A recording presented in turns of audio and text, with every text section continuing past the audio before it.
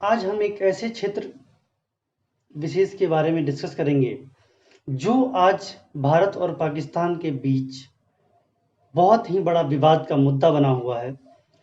और ये कोई विवाद का मुद्दा है नहीं, ये भारत का एक अभिन्न अंग है।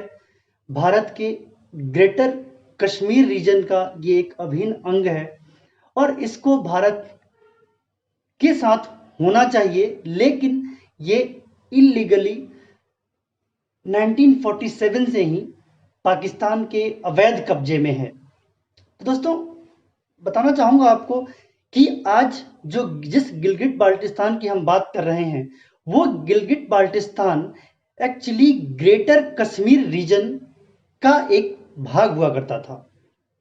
जी हाँ, 1947 में ग्रेटर कश्मीर रीजन में जो अपना कश्मीर, जो पाकिस्तान ने ऑक्युपाई किया हुआ है अपना कश्मीर, वो जिसको कि हम पीओके बोलते हैं, तथा गिलगिट एंड बाल्टिस्तान, ये दो छोटे छोटे, गिलगिट और बाल्टिस्तान दो छोटे छोटे प्रिंसली स्टेट्स थे।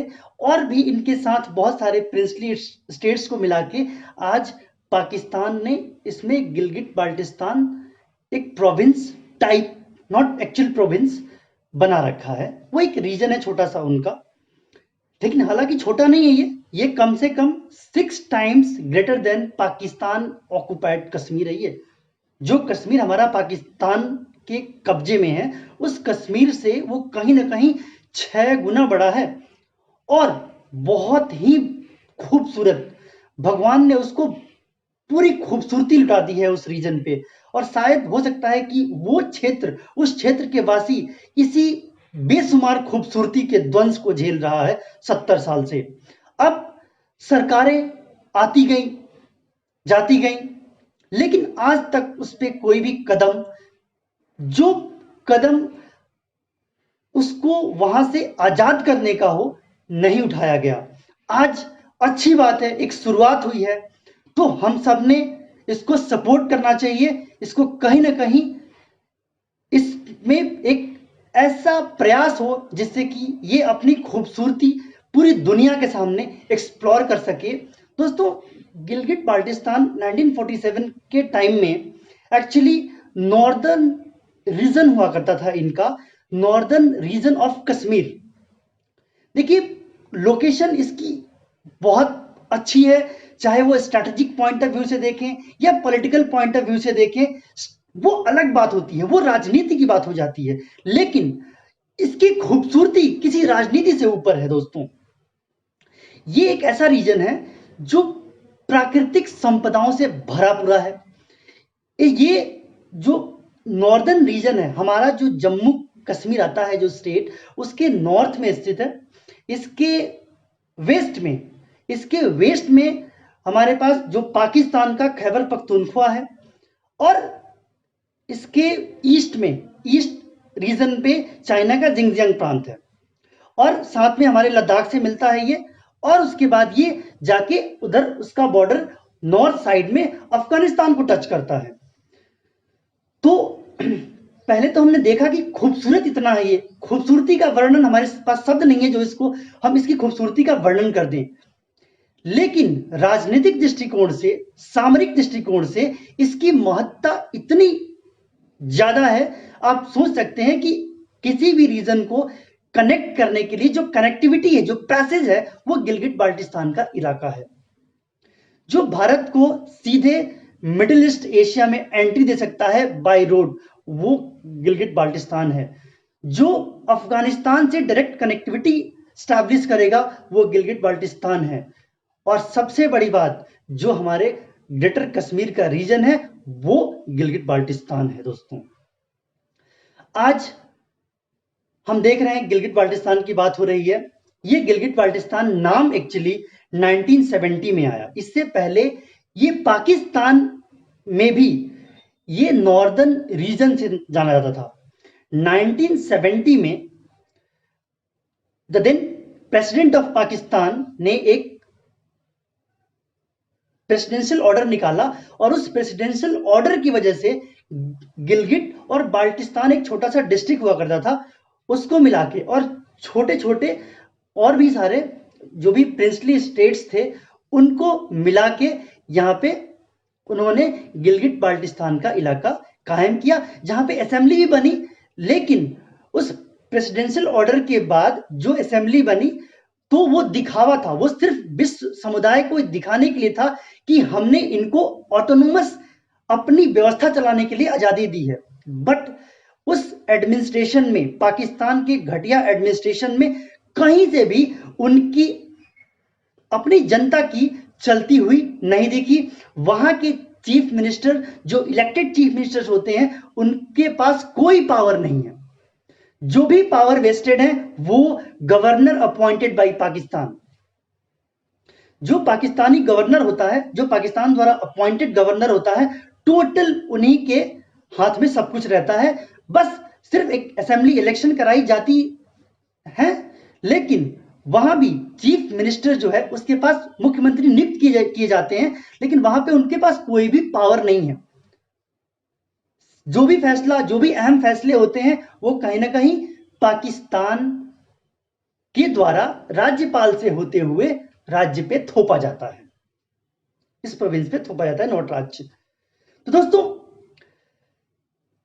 उसके बाद जब पाकिस्तान ने 1970 में इसको गिलगिट बाल्टिस्तान एक सेपरेट प्रोविंस का दर्जा कागज पे दे दिया, लेकिन उनको एक राज्य बनाने का जो दावा था वो उसने नहीं किया। राज्य बनाने का दावा से मेरा मतलब है कि वहां के कुछ पाकिस्तानी धड़े मान रहे थे कि इसको क्यों ना एक सेपरेट इंडिपेंडेंट स्टेट बना दिया जाए, जो पाकिस्तान का एक अहम हिस्सा होगा। लेकिन उस समय इस बात पे ये विरोध हुआ कि अगर हम ये कर देते हैं तो हमारा जो कश्मीर का बाकी इलाका है उससे दावा छूट जाएगा, और इस दावा छूटने के डर से उन्होंने ये नहीं बनाया। और उसके बाद उन्होंने उसका वो तोड़ निकाला, जो अपॉइंटेड चीफ मिनिस्टर होता है उसके पास कोई पावर नहीं है, और सिर्फ राज्यपाल के पास ये पावर वेस्टेड है। तो दोस्तों देखिए, इसकी विशेषताएं क्या हैं, शब्द नहीं मेरे पास। माउंटेन पीक्स, लस ग्रीन वैली, मतलब प्रकृति ने हर चीज दिया है वहां पे। अब इसकी खूबसूरती का अंदाजा आप इससे लगा सकते हैं कि जो आउट ऑफ पोलर रीजन 8 ऐसे ग्लेशियर्स हैं जो कि 8000 और 7000 मीटर हाइट को मीट करते हैं, लेकिन इसमें इस रीजन में उन 8 में से 5 ऐसे ग्लेशियर हैं जिनकी हाइट 7000 से ऊपर, 8000 से ऊपर है। तो ये है यहाँ की खूबसूरती। यहाँ पे टूरिज्म की अपार संभावनाएं हैं। यहाँ पे जो भी सर्विस सेक्टर है जिसमें टूरिज्म ही प्रधान हो सकता है, अपार संभावनाएं हैं। लेकिन पाकिस्तान में ने यहाँ पे अपनी दमनकारी नीति की वजह से यहाँ पे कुछ भी होने नहीं दिया। यहाँ के लोगों के पास कोई भी राइट्स नहीं है। यहाँ के चीफ मिनिस्टर के पास, जैसा कि बताया मैंने, कोई राइट नहीं है। जो भी राइट है वो राज्यपाल के पास है। यहाँ कोई ह्यूमन राइट नहीं है, कोई भी ह्यूमन राइट नहीं है। यहाँ पे टेररिज्म का राइट है। यहाँ पे टेररिस्ट कैंप्स हैं, यहाँ पे टेररिस्ट ट्रेनिंग सेंटर है। यहाँ पर जो आजादी के लिए आवाज उठाता है उसको ब्रूटल किलिंग की आजादी है वहां पे। और इसके कुछ भाग को ये सो कॉल्ड लीज तो कहते हैं, बट बेचने की आजादी है कि पाकिस्तान वहां जब चाहे इस राज्य के किसी भूभाग को किसी को लीज दे दे, चाइना को लीज दे दे, चाइना से बेच दे। ये सारी चीजें आजादी हैं। इन सब दमनकारी नीतियों की वजह से आज गिलगिट बाल्टिस्तान की खूबसूरती कहीं ना कहीं एक ऐसी विभत्स रूप में नजर आ रही है, जिससे कि इसको बाहर निकालने के लिए भारतीय सरकार को कहीं ना कहीं एक अच्छे और ऑर्गेनाइज्ड स्टेप की जरूरत है, जिसपे कि हम काम कर सकें। और मैं बताना चाहूंगा कि अब भारतीय सरकार ने जो अप्रोच अपनाया है वो बहुत ही पॉजिटिव है, बहुत ही खूबसूरत है। और इस अप्रोच से कहीं ना कहीं अगर हम फिर से वो ग्रेटर कश्मीर बना दें, जिसमें अपना श्रीनगर भी हो, जिसमें पाकिस्तान ऑक्युपाइड कश्मीर भी हो, गिलगिट भी हो और बाल्टिस्तान भी हो, और जो भी छोटे छोटे प्रिंसली स्टेट्स थे जो कि गिलगिट बाल्टिस्तान में हैं, उन सबका समावेश हो। तो सोचिए एक इस पूरे रीजन की क्या इंपॉर्टेंस बढ़ेगी पूरे विश्व में। और इन सब चीजों को कहीं ना कहीं हम एक ऐसे सीक्वेंस में अरेंज कर सकते हैं, ऐसी दशा और दिशा दे सकते हैं जिससे कि कहीं ना कहीं हमें यह फक्र होगा कि we are proud Indians in which Kashmir region, greater Kashmir region is integral part. So दोस्तों, मैं आपसे यही कहना चाहूंगा, ये आग्रह करना चाहूंगा कि आप गिलगिट बाल्टिस्तान को लेके हो रहे सरकार के जो भी